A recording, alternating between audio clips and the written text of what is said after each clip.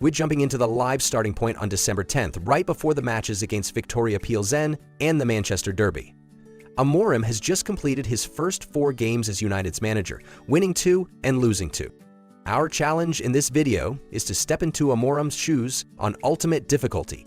We'll set the negotiations to strict because it's always tough for United to secure good deals. Lastly, we'll aim to keep it realistic by only spending money during the winter transfer window that we generate from outgoing transfers, as United doesn't have the budget for big-name signings. As we started recording this, Manchester United had just lost at home to Wolves, bringing Ruben Amorim's tally to 5 games in charge. Out of those, he won 2 against City and Victoria Plzen and lost 3, including defeats to Tottenham in the Carabao Cup, Bournemouth in the Premier League, and Wolves away. The Europa League match against Victoria Plzen is a great opportunity for me to get to know the squad and Amorim's tactics. And let me tell you, playing on ultimate difficulty with his system is no joke. After just 6 minutes, we find ourselves behind due to a massive gap in our 3-man defense. However, we bounce back, and after Højlund grabs the equalizer, 2 goals from captain Bruno Fernandes secure a solid 1-3 victory. Just like the real United, we get the job done against Victoria Plzen.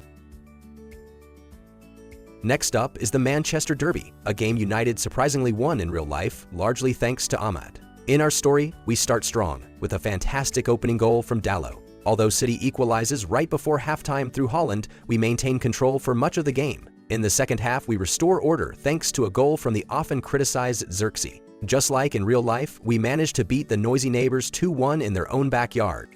Then comes a chaotic encounter against Tottenham in the Carabao Cup, which ended in a 4-3 loss for United in reality. Our match is similarly intense. Despite being the weaker side and trailing 2-1 late into the second half, we manage a lightning-fast counterattack off a Spurs corner. Bruno Fernandes smashes in the equalizer, taking us to penalties. Both sides miss their first penalty but score their next 2. Then, Højlund steps up for our 4th and is denied by an incredible save. Spurs convert their 5th penalty, and just like in real life, our Carabao Cup run ends against Tottenham. Finally, history repeats itself for a 4th time as we face Bournemouth at home. In reality, United suffered a humiliating 3-0 loss, and while we managed to put up more of a fight, we still walk off the pitch defeated. After this stretch of games, we sit in 12th place in the Premier League, matching the real-life United struggles almost identically. Despite our best efforts, it hasn't gone much better than the real-world performances. The next 2 Premier League matches for Manchester United under Amorim were, in real life, heavy losses. 3-0 against Wolves and 2-0 against Newcastle. For me personally, the results so far are enough evidence that Amorim's system simply doesn't work in FC 25 on ultimate difficulty. Running a system with only 3 central defenders is not viable, so while I tried to stay true to Amorim's principles, I made adjustments to introduce more balance. Instead of sticking with the 3-4-2-1, I switched to a 5-2-3, with 2 true wingbacks providing better defensive coverage. This tactical change brought small improvements. Against Wolves, while we still struggled to create scoring opportunities, we were at least solid defensively, holding them to a goalless draw.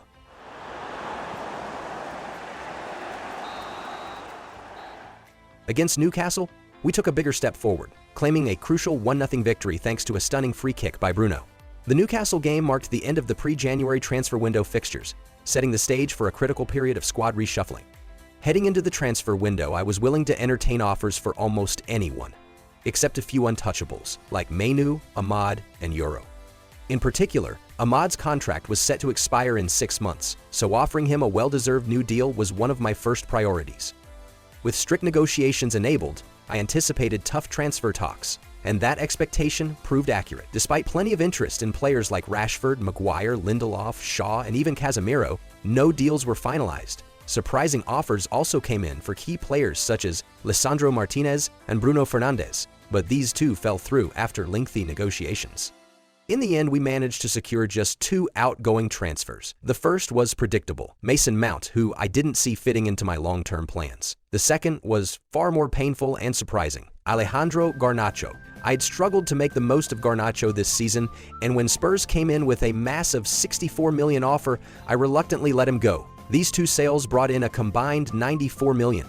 For incoming transfers, we turned our attention to Italy. From AC Milan, we brought in the versatile midfielder Tijjani Reinders for $60 million, more than I'd have liked to spend, but his ability to play across the midfield made him a perfect fit. To replace Garnacho, we looked to Lazio Roma and signed 29-year-old Mattia Zaccagni for 40 million, a move that would later prove to be a masterstroke.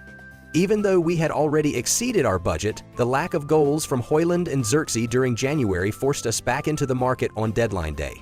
We struck a deal with Wolves to bring in Matheus Cunha, using Tyrell Malacia in a player plus cash swap worth 15 million.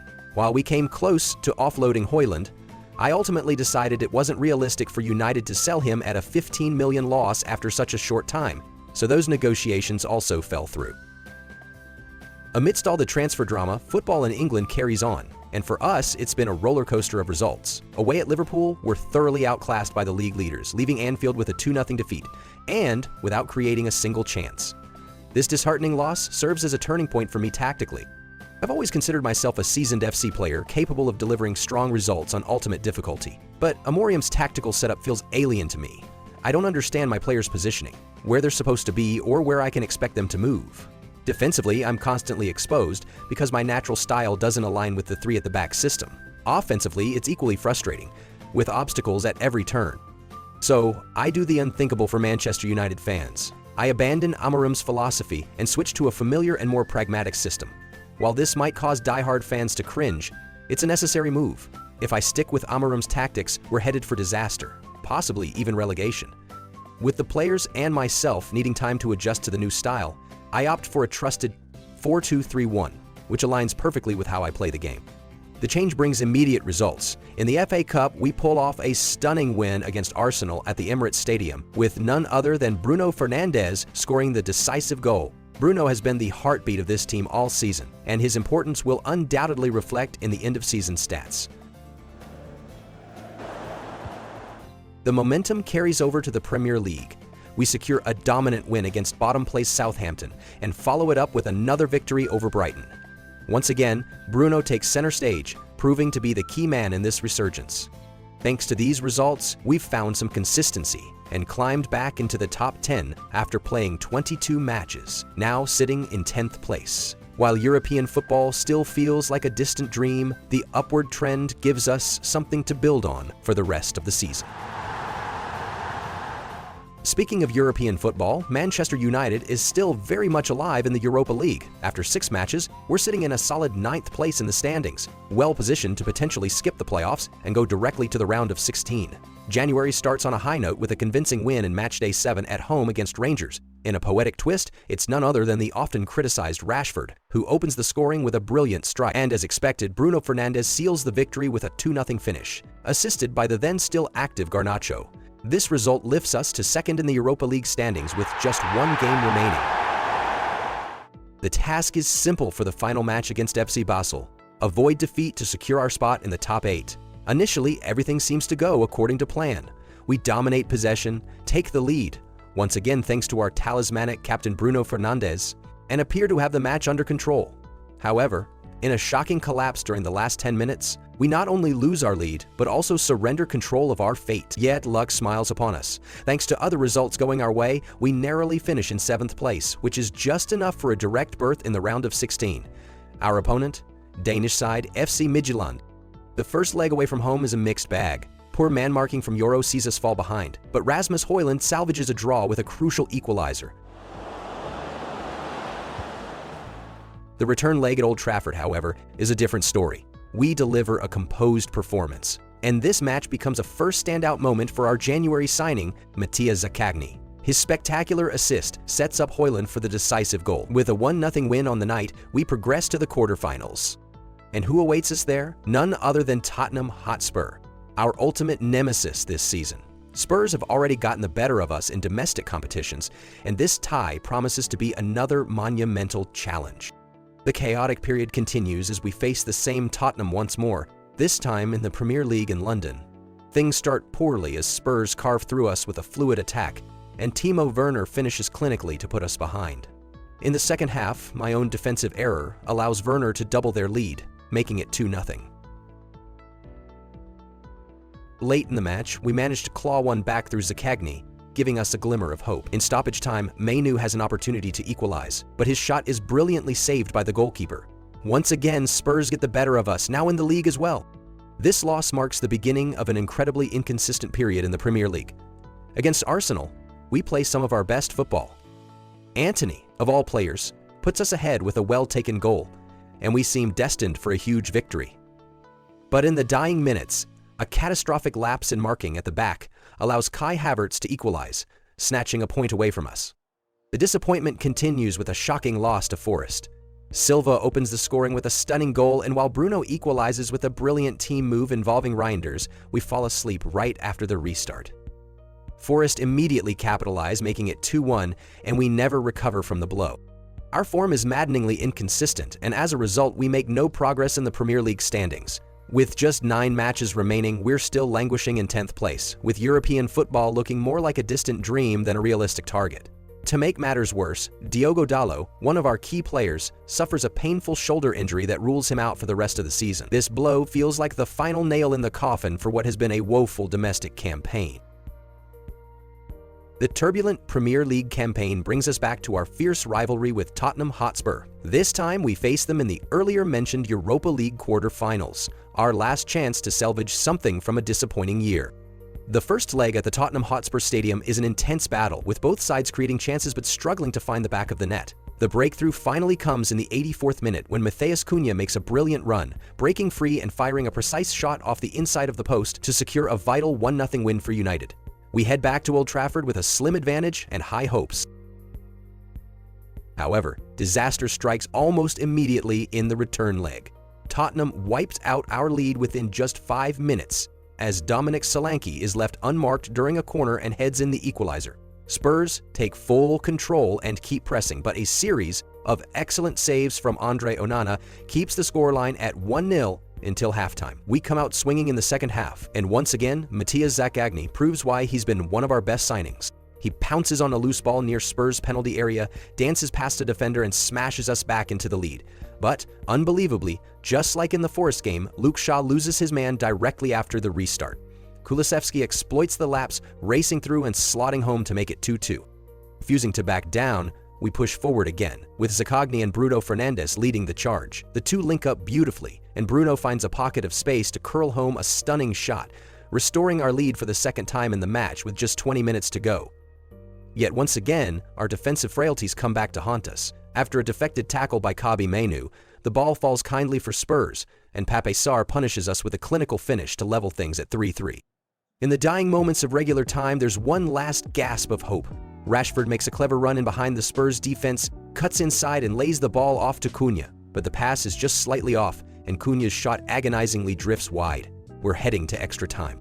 The extra period is a cagey affair, with neither side willing to take risks. Then, out of nowhere, Zaccagni creates a moment of magic.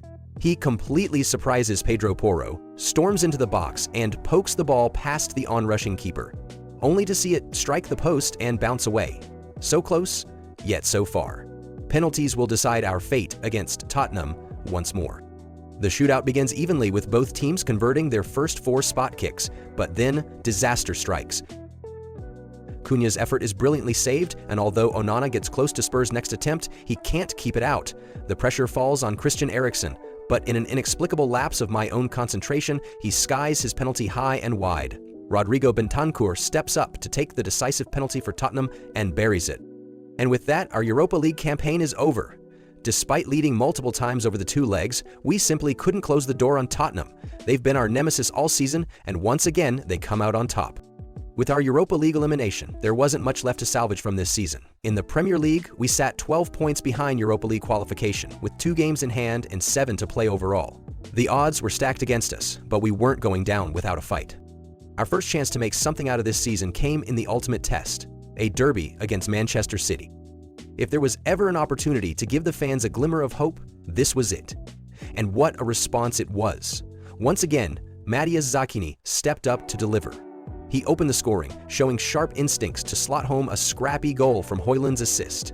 But that was just the beginning. Moments later, he took matters into his own hands, embarking on a dazzling solo run into City's box before rifling a clinical finish to make it 2-0. The final blow came courtesy of Marcus Rashford, who exploited City's high defensive line to devastating effect. First, he made it 3-0 with a composed finish after an hour, Then, just before the final whistle, he added a fourth, sealing a sensational 4-0 victory. For one night at least, the United faithful at Old Trafford had something to cheer about.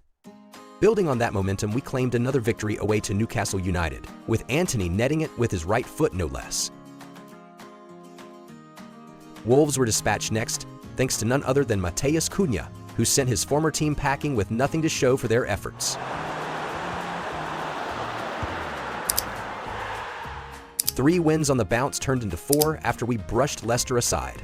Then came a moment of poetic justice, as we avenged our earlier defeat to Bournemouth with a last-minute winner from Amad Diallo. However, not everything went our way.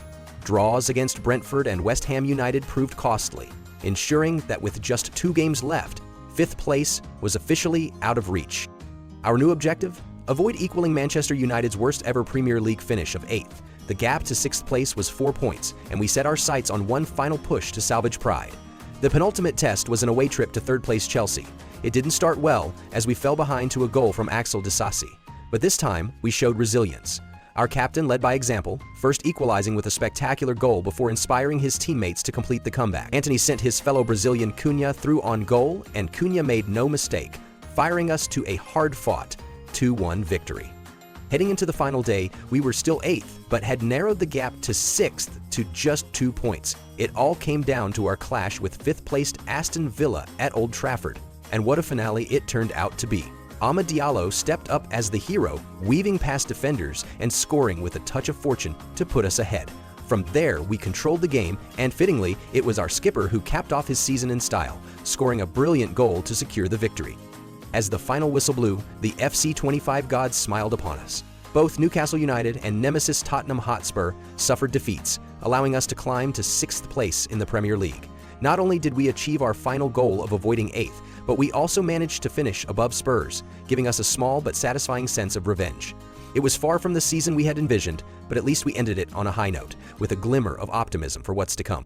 It's safe to say it wasn't an easy season with Manchester United. The stability just wasn't there, and the new system under Amorim failed to deliver as expected in FC 25, forcing me to fall back on the old familiar tactics. Of course, Bruno Fernandes was the standout player for me this year. With 16 goals in the Premier League, he finished 10th on the top scorers list. He also placed 3rd in assists with 11, just behind Ahmad, who had 12, and Salah with 14. Andre Onana also impressed in the Premier League, securing the most clean sheets of any goalkeeper. However, the real pain came in the goals department. Bruno, as a midfielder, scored by far the most with 26 goals across all competitions, followed by Cunha and Rashford with 12 each. Though Rashford was mostly used as a substitute, Højlund, unfortunately, only managed 4 goals in 27 Premier League appearances, despite showing more promise in the Europa League. Xerxes, too, only found the net 6 times in 28 matches, which was pretty disappointing. Looking back, I believe the signings were generally solid, with Reinders shining as a quiet force in the midfield, and Zaccagni and Cunha both having their moments in the sun. What do you think? Let me know in the comments below if you think I made the right signings. If you want to see a continuation with Manchester United this season, hit that like button and let me know in the comments who you think really needs to leave Old Trafford for good. For now, thanks for watching, and I'll catch you in the next video.